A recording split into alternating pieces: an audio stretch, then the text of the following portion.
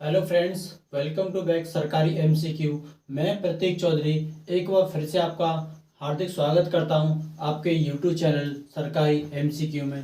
तो साथियों, आज हम बात करने वाले हैं डीआरडीओ पैटमैन में जो वैकेंसी निकाली गई है। आज हम उसकी जानकारी प्राप्त करेंगे, पूरा फुल डिटेल में इनकी जानकारी प्राप्त करेंगे। तो साथियों, अगर आप हमारे चैनल पर पहली बार विजिट कर रहे हैं तो चैनल को like and share and subscribe करना बनता ही बनता है। तो देखो, यहाँ से भी आपको कॉमन डाउट जो कौन कौन से होते हैं, यानी बेसिक इन्फॉर्मेशन होती है, टोटल वैकेंसी कितनी है, अप्लाई कब से होंगे, क्या क्या एलिजिबिलिटी है, ये छोटी सी बेसिक इन्फॉर्मेशन होती है। हम इस वीडियो में सब कुछ कवर करने वाले हैं, ठीक है। तो साथियों, आप बीच में कमेंट नहीं करना है। प्रॉपर वीडियो को देखने के बाद अगर आपको कोई भी जानकारी आपकी समझ में नहीं आती है तो नीचे कमेंट बॉक्स में कमेंट कर सकते हैं कि सर ये जानकारी हमें समझ में नहीं आई, ठीक है। तो लेकिन सिंगल डाउट नहीं छोड़ूंगा मैं अपनी तरफ से, मैं आपको फुल डिटेल में आपको जानकारी देने की कोशिश करूंगा, ठीक है। तो वीडियो को प्रॉपर तरीके से कंप्लीट देखना है, ठीक है। चलिए दोस्तों, वीडियो की तरफ चलते हैं।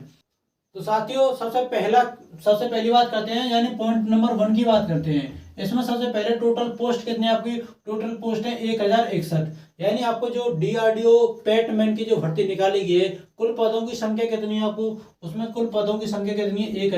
1061 है, ठीक है। वहीं अप्लाई डेट की बात करते हैं, इसमें कब से फॉर्म फिलअप किए जाएंगे? तो आपके फॉर्म भरे जाएंगे यानी 7 नवंबर से, और कब तक भरे जाएंगे? 7 दिसंबर तक। यानी डीआरडीओ पैटमैन की जो कुल पदों की भर्ती निकाली गई है, उसमें लगभग आपके लिए 1 महीने का चांस है। आप 1 महीने के अंदर इसमें फॉर्म फिलअप कर सकते हैं, लेकिन अंतिम तिथि कौन सी है? 7 दिसंबर तक आप इसमें फॉर्म फिलअप कर सकते हैं, ठीक है। उसके बाद हम बात करते हैं इसकी फीस चार्ज की। अब देखो, फीस चार्ज आपको कितना देना पड़ेगा?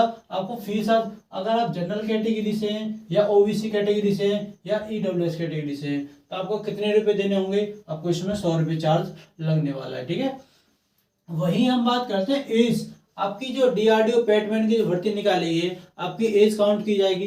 वो कब से काउंट की जाएगी? यानी दिसंबर 2022 से काउंट की जाने वाली है। यानी अभी आपको कौन सा महीना चल रहा है? आपको नवंबर महीना, मार्च चलने वाला है।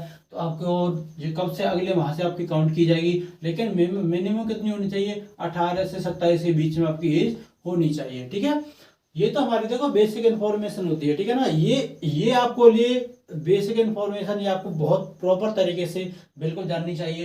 यानी टोटल कुल पदों की संख्या कितनी है, कब से फॉर्म फिलअप किए जाएंगे, कितना चार्ज होगा, और एज लिमिट कितनी है। अब इनके बाद हम बात करते हैं आगे स्टेप कौन सा है।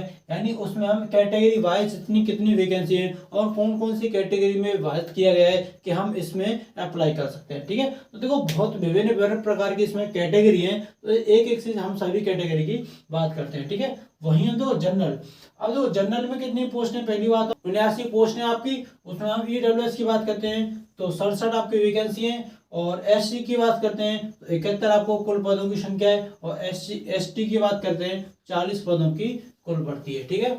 तो इसमें देखो, ये आपको कैटेगरी वाइज हो गई है, कौन सी कैटेगरी में कितनी वैकेंसी है। जनरल में आपकी कितनी है? 679। और ओबीसी में कितनी है?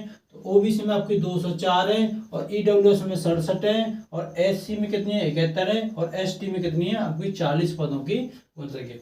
ये हमने बात कर ली कैटेगरी वाइज आपकी जो वैकेंसी निकाली गई, उसकी हमने बात की है, ठीक है। तो साथियों, अब बात कर लेते हैं जैसे पोस्ट नेम, यानी कौन कौन सी पदों के, कौन से पद के क्या नाम है, और उसमें कौन सी पोस्ट है, यानी कितनी वैकेंसी पर उसकी योग्यता की हम बात करेंगे, ठीक है। हम बात करते हैं सबसे पहले फायरमैन की। अब देखो, फायरमैन में कितनी वैकेंसी आपकी? फायरमैन में आपको 36 पदों की कुल संख्या आपको देखने को मिलेगी। अब फायरमैन में भी आपको एक एलिजिबिलिटी होती है, यानी आपको इतनी पास आउट होना चाहिए। लेकिन आपको, अगर आप फायरमैन में फॉर्म फिलअप करना चाहते हैं तो आपको 10वीं पास होना चाहिए। कितना? 10वीं पास होना चाहिए। और विद आपको 33% आपको पासिंग मार्क आपको लेने होंगे।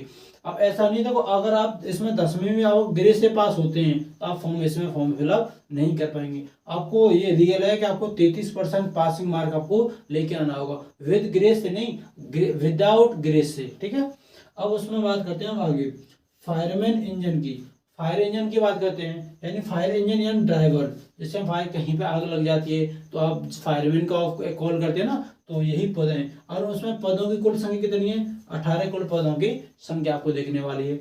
उसके बाद आपको इसमें बात करते हैं एलिजिबिलिटी की। और फायरमैन इंजीनियर जो होता है, फायरमैन इंजन जो होता है उसमें आपको कितने, आपको 10वीं पास होना चाहिए विद डीएल। अब देखो डीएल का क्या मतलब हुआ, ड्राइविंग लाइसेंस। क्या हुआ, ये डीएल है, इसमें ड्राइविंग लाइसेंस आपको आपके पास अनिवार्य होना चाहिए। ठीक है, आगे बात करते हैं व्हीकल ऑपरेटर। और देखो इसमें भी आपके पास व्हीकल ऑपरेटर की भी है आपकी पोस्ट है, और उसमें टोटल पोस्ट कितनी है आपको 145 आपकी पोस्ट है व्हीकल ऑपरेटर में। ठीक है, अब व्हीकल ऑपरेटर की हम योग्यता की बात करते हैं। अगर इसमें हम योग्यता की अगर हम बात करें तो आपको 10वीं, यहाँ पे भी आपको 10वीं पास होना चाहिए। उसके बाद वैलिड ड्राइविंग लाइसेंस यानी डीएल भी आपके पास होना चाहिए। उसके साथ साथ आपको 3 साल का आपको एक्सपीरियंस होना चाहिए। तो साथियों अगर आप इसमें व्हीकल ऑपरेटर में आप फॉर्म फिलअप करना चाहते हैं, आपको टोटल पोस्ट कितने 145 पोस्ट हैं, आपको इसमें कितना पास होना चाहिए 10वीं पास होना चाहिए, और आपके पास ड्राइविंग लाइसेंस भी होना चाहिए, लेकिन 3 साल का आपके पास एक्सपीरियंस अनुभव भी होना चाहिए। ठीक है, अगर आप व्हीकल ऑपरेटर में फॉर्म फिलअप करना चाहते हैं। अब बात करते हैं स्टोर असिस्टेंसी।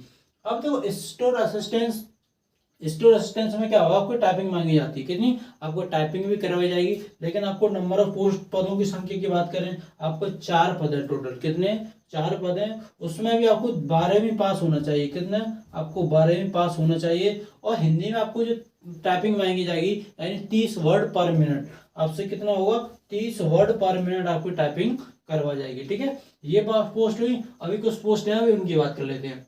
आगे पोस्ट की बात करते हैं हम एडमिनिस्ट्रेटिव की। इसमें क्या होगा, इसमें आपको पदों की संख्या कितनी होगी, आपकी 12 पदों की संख्या होगी। इसमें एलिजिबिलिटी यानी कितनी योग्यता होनी चाहिए, आपको 12वीं पास होना चाहिए। कितना होना चाहिए 12वीं पास होना चाहिए। उसके बाद आपको देखो क्या है, इसमें एक तो हिंदी टाइपिंग की भी है और इंग्लिश टाइपिंग की है। अगर हम बात कर ले तो इसमें टाइपिंग की, इसमें की इंग्लिश हिंदी टाइपिंग की बात करें तो आपको यहाँ पे भी कितनी, आपको 30 वर्ड पर मिनट, यानी 1 मिनट में आपको कितने वर्ड लिखने होंगे, यहाँ पे भी आपको 30 वर्ड पर मिनट यानी 30 वर्ड लिखने होंगे, 30 वर्ड पर मिनट। अब देखो कितनी देर में यहाँ पे आपको, देखो यहाँ पे 10 मिनट का भी एक पैराग्राफ मिल सकता है, कितने का 10 मिनट का। तो 10 मिनट का आपको पैराग्राफ मिल सकता है, 15 मिनट का भी मिल सकता है, वो उस एग्जाम के ऊपर डिपेंड कर देगा, लेकिन आपको फिक्स है कि आपको 30 वर्ड पर मिनट आपको लिखने ही लिखने हैं। ठीक है, आगे बात करते हैं ऐसे ही, इसमें ये तो होंगे हिंदी की बात होगी, ऐसे इंग्लिश की बात होगी। लेकिन यह क्या है कि हिंदी की जो पदों की संख्या है वो बहुत कम है, यानी 12 पद है। लेकिन अगर हम वही इंग्लिश की बात करते हैं तो इंग्लिश में आपको 250 पद देखने को मिलेंगे, जो अच्छे खासे पद है, बहुत सारे पद हैं। ठीक है, तो आप इसमें सबसे इसमें फॉर्म फिलअप ना करके मैं बोल के चलता हूँ, आप इसमें इंग्लिश एडमिनिस्ट्रेटिव वाला है, आप इंग्लिश में आपको इसमें ऑप्शन लेना होगा। देखो ये तो यहाँ सेम ही है, आपको इसमें योग्यता है वो भी आपको 12वीं पास है, लेकिन आपको क्या है, लेकिन ये अलग है। यहाँ पे क्या है, हिंदी में आपको 30 वर्ड पर मिनट है, लेकिन इंग्लिश में कितना मांगे, आपको 35 वर्ड पर मिनट मांगा।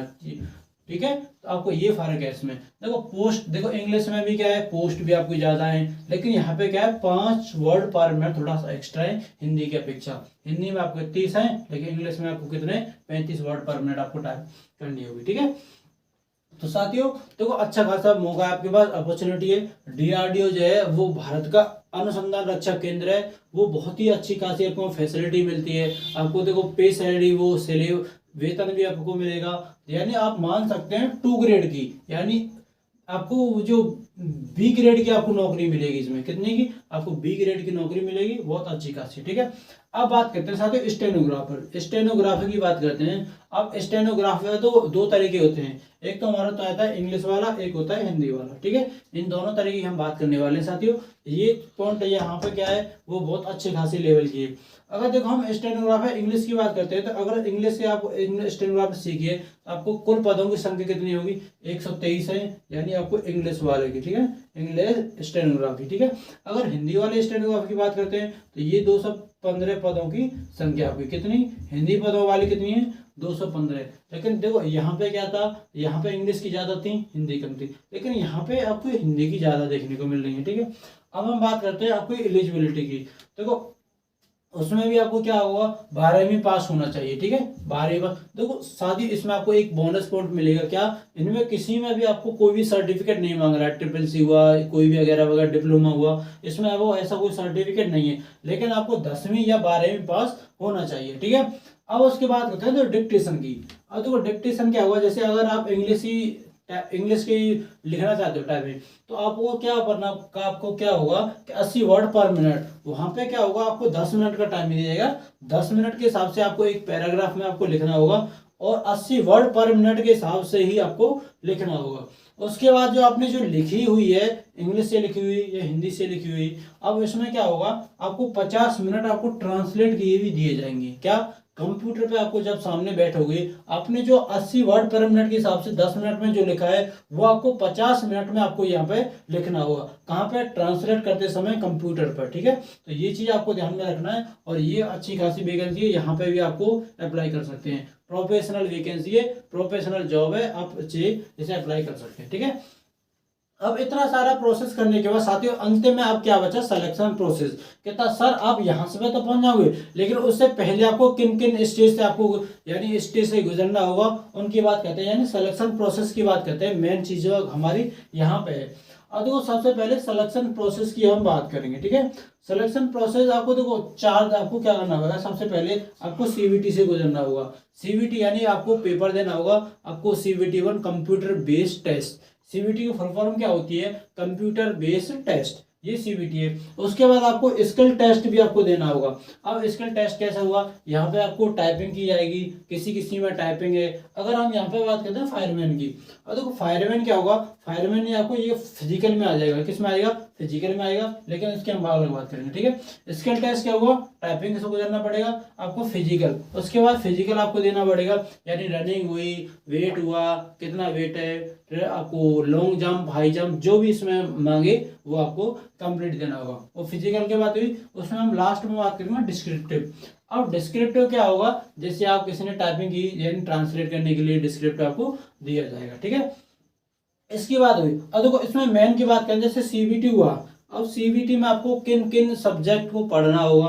अब देखो सिलेबस की हम बात करते हैं, आपको कितने क्वेश्चन देखने को मिलेंगे, आपको 75 क्वेश्चन देखने को मिलेंगे। और कितने नंबर के हैं, टोटल 75 क्वेश्चन, 75 नंबर के, यानी एक क्वेश्चन हम देखें, एक क्वेश्चन कितने का, एक ही नंबर का है। ठीक है, आपके लिए एक बोनस पॉइंट है, आप इसमें कोई भी नेगेटिव मार्किंग नहीं है, किसी इसमें नेगेटिव मार्किंग नहीं है, आप यानी 75 क्वेश्चन को आप अटेम्प्ट करके आ सकते हो। ठीक है, अब उसके हम टाइम की बात करते हैं, आपको 75 क्वेश्चन करने के लिए आपको 60 मिनट का टाइम दिया जाएगा। कितने का, 60 मिनट का टाइम दिया जाएगा। और आपको देखो जीके, जनरल अवेयरनेस भी आएगा, उसके बाद हम रीजनिंग भी आएगी, मैथ भी आएगा और इंग्लिश भी आएगी। ठीक है, तो उसमें ऑप्शनल सब्जेक्ट नहीं है, यानी किसी किसी एग्जाम में क्या होता था, इंग्लिश यहाँ पे आपको हिंदी भी चुनने को ऑप्शन दिया जाता है, लेकिन यहाँ पे क्या है, सीधा उसने बोला है कि आपको हिंदी नहीं, सिर्फ आपको इंग्लिश में ही आपको पेपर अटेम्प्ट करना होगा। ठीक है, ये तो हमारी सिलेबस की बात हुई। अब हम बात करते हैं साथियों फिजिकल की। फिजिकल में क्या होगा, जैसे हाइट भी आपको होती है, चेस्ट, वेट और रनिंग। ठीक है, इन 4 परिस्थिति आपको गुजरना होगा, लेकिन हाइट भी अलग अलग है। अगर हम मेल पुरुष की बात करते हैं, यानी मेल की बात करते हैं, आपको 1.65 आपकी हाइट कंप्लीट होनी चाहिए। ठीक है, वहीं हम फीमेल की बात करते हैं, फीमेल की कितनी हाइट होनी चाहिए, यानी फीमेल की 157, आपको 157 सेंटीमीटर आपकी हाइट होनी चाहिए। ठीक है, उसके बाद हम चेस्ट की बात करते हैं, और देखो चेस्ट आपको मिनिमम 81 होना चाहिए। कितना होना चाहिए, 81 होना चाहिए। और मैक्सिमम आपको फुलाने के बाद आपको 86 होना चाहिए। यानी अगर आपका 81 से एक ज्यादा यानी 82 है, तो आपको कितना फुलाना होगा, 86 तक, यानी 4 फुलाना होगा आपको। अगर आपका चेस्ट आपको 83 है तो आपको 3 फुलाना होगा। चेस्ट अगर आपको 85 है तो 1 फुलाना होगा। यानी आपको मिनिमम में आपको 81 तो होना ही चाहिए। ठीक है, इससे कम नहीं होना चाहिए। आगे बात करते हैं वेट की। अब देखो वेट में आपको वजन कितना होना चाहिए, आपको देखो वजन आपको मिनिमम है कि आपको 50 kg आपको वजन होना चाहिए। ठीक है, देखो चेस्ट में क्या होता है, लड़कियों के लिए ऐसा कोई रिक्वायरमेंट है नहीं, का लड़की फीमेल की जो फीमेल कैटेगरी जो होती है उसमें चेस्ट की कोई दिक्कत नहीं है। ठीक है, लेकिन वेट की दिक्कत है, आपको फीमेल वर्ग से हैं तो आप 45 kg आपके पास वजन होना चाहिए अपने। ठीक है, अब हम बहुत बात करते हैं सबसे लास्ट में अंतिम स्टेप में रनिंग की। अब तो रनिंग कितनी होनी चाहिए, आपको रनिंग कंप्लीट करनी होगी 1600 मीटर की आपकी दौड़। अगर आप मेल पुरुष कैटेगरी से मेल से हैं तो आपको 1600 मीटर और 7 मिनट में आपको ये दौड़ कंप्लीट करनी होगी। ठीक है, अगर आप फीमेल हैं तो फीमेल में आपको सिर्फ आपको 800 मीटर दौड़ना होगा, वो कितने में, आपको 4 मिनट में आपको दौड़ना होगा। ठीक है, तो साथियों मैं आशा करता हूँ आपको ये कंप्लीट वीडियो में तो साथियों मैं आशा करता हूँ आपको जो इन्फॉर्मेशन आपको दी गई है वो आपकी समझ में आई होगी। अगर आपको तब भी कोई डाउट बचता है तो नीचे कमेंट बॉक्स में कमेंट करके जरूर बताना है आपको। तो अगर आपको वीडियो पसंद आई है तो लाइक शेयर एंड सब्सक्राइब को चैनल को सब्सक्राइब करना ना भूलें। मिलते हैं नेक्स्ट वीडियो में, तब तक के लिए जय हिंद जय भारत।